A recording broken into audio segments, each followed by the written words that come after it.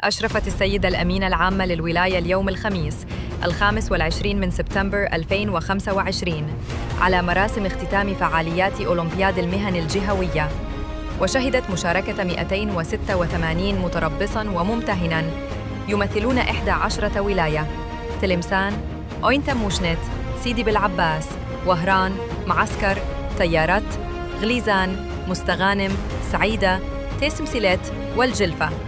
حيث تنافسوا في 44 تخصصاً تقنياً ومهنياً متنوعاً. يعد هذا الحدث محطة هامة لتعزيز ثقافة التميز والاحترافية في صفوف الشباب، من خلال إبراز مهاراتهم في مختلف التخصصات التقنية والتكنولوجية،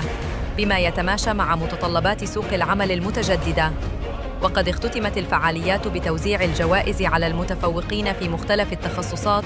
وسط أجواء احتفالية عكست روح المنافسة الشريفة والاهتمام المتزايد بالتكوين المهني